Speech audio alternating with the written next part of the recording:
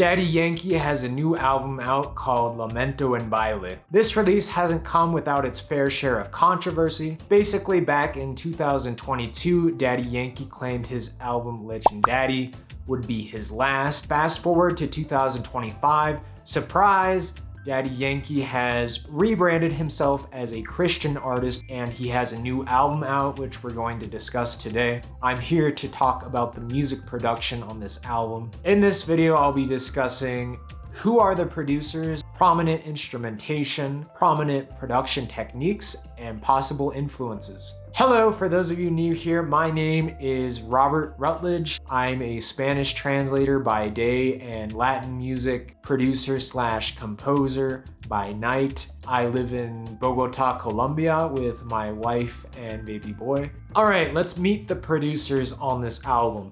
So there are 3 main producers credited, and I would say 2 of these guys are pretty obscure. I'd never heard of them. Our first producer is OMB. He's a Puerto Rican music producer. He's credited as a co-writer on the song Ram Pam Pam by Natty Natasha and Becky G. Pretty big song there. He also worked with Daddy Yankee on his last album, Legend Daddy. His discography is a bit limited, so it's been hard for me as a producer to pinpoint his particular production style. Our next producer is Sound. He's also from Puerto Rico. He worked heavily with the artist Neo Garcia. He also worked with Natty Natasha in the past, and I'm guessing that's where these 2 producers met each other. So unlike our first producer, OMB, Sound's sound has been a lot easier to kind of pinpoint because he has an Instagram. He posts videos of him using his DAW. I can confirm he's using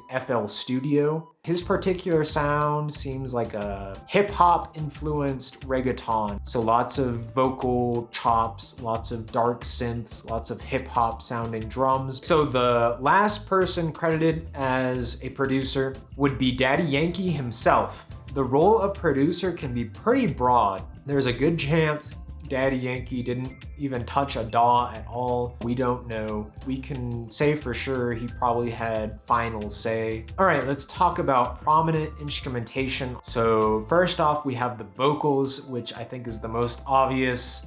They do a lot of layering, especially of Daddy Yankee's lead vocal, kind of to make that choir effect. And then we also have a lot of processing on Daddy Yankee's lead vocal, so a lot of reverb, a lot of echo, a lot of auto-tune. There's also a lot of ad-libs. So ad-libs are kind of like those words they kind of shout in the background, and it definitely is filling up a lot of space. The way they've mixed the vocals on this album, it sounds very much in your face. All right, next prominent instrument would be the electric guitar. The electric guitar is featured in almost all of the songs on this album, except for the more strictly salsa songs. They're using the electric guitar to kind of have this element of cool. It's a very clean sounding guitar, not a lot of distortion. So our next instrumentation would be drums and percussion. So a lot like Bad Bunny's debut Tirar Más Fotos, in this album there's a tasteful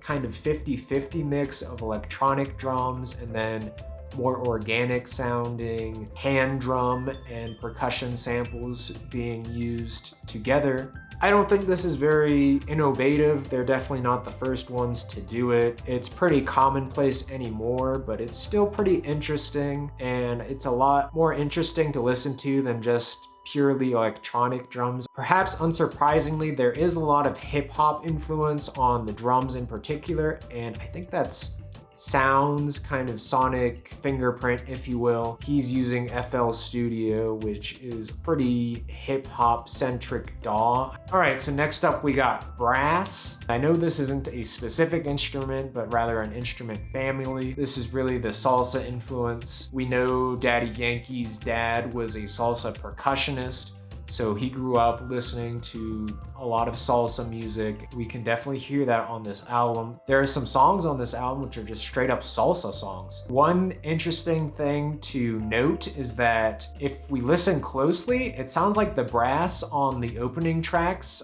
are synthetic brass, whereas on Sonriele, it's definitely live brass. I'm wondering if this was a budget restraint, was this a time restraint, was this a creative decision that they did on purpose? Let me know your thoughts in the comments. And last off, we have piano. I think this again is where the salsa influence comes in. Piano seems to be playing more of a subtle role in this album, I would say, as opposed to something like the electric guitar, which is more center stage. It's definitely filling up space kind of in the background there, but it almost seems ornamental. You almost don't even really notice it unless you're really paying attention. That brings us to prominent production techniques. The first technique would be genre fusion. Producers like to kind of mix and match different genres to see if they can get something new and original sounding. I would say this album is a mix of 5 genres. That would be reggaeton, dancehall,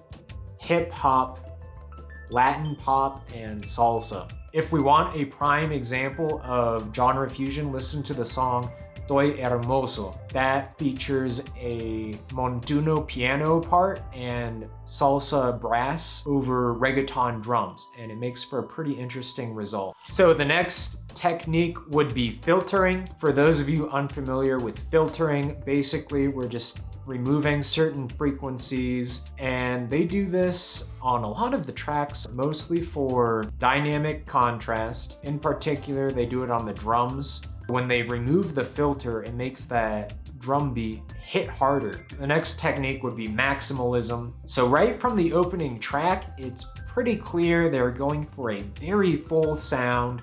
There's a lot of different things going on. We've got brass, we've got drums, we've got all these vocals. I think in particular with the vocals, there's a lot of layering, there's a lot of processing, there's a lot of ad-libs filling up space. On the song De Te Be, near the end, he has like a children's choir, which is really filling up space. So it's pretty clear they're going for more of a maximalist approach. That brings us to possible influences. So I would say the most notable influence, to my ear at least, would be Major Lazer. Major Lazer has really become known in the last 10 years for this kind of EDM adjacent, feel-good summer anthem. For example, the song Lean On. I think Daddy Yankee was really trying to take that vibe and give it like a Christian twist. Obviously, it has that optimistic feel to it. Throughout this album, we have a lot of these ear candy laser noises, which does sound very Major Lazer inspired, to me at least. Next possible influence would be Shakira. Shakira's kind of the queen of Latin pop, so she's really good at making music that is reggaeton, but it's also Latin pop. And I think Daddy Yankee does this really well as well. The song Sonriele kind of reminds me of the Sale el Sol era of Shakira, in particular the song Rabiosa. Last possible inspiration, I think, is Bad Bunny. They're both from Puerto Rico, so they obviously both have this heavy salsa influence, like we heard earlier with Baile Inolvidable. These reggaeton artists are just saying, fuck it, I'm gonna make a salsa song. But then they also have some songs where they kind of mix salsa with reggaeton, giving us kind of this new salsa ton, which brings us back to the genre fusion. I think Debí Tirar Más Fotos kind of set a new standard, and I think the producers for this new Daddy Yankee album kind of heard that, and they said, okay, we want to do that as well. We want to mix the old with the new and create something fresh. In conclusion, Lamento and Baile is an eclectic album that is simultaneously hard-hitting and optimistic sounding. Producers OMB and Sound have drawn inspiration from reggaeton, salsa, Latin pop and hip hop to craft a sonically engaging backdrop to this new chapter of Daddy Yankee's music career. Thank you for being here. If you got any value at all out of this video, I'd appreciate if you consider subscribing to the channel. Have a great day. We'll see you in the next video.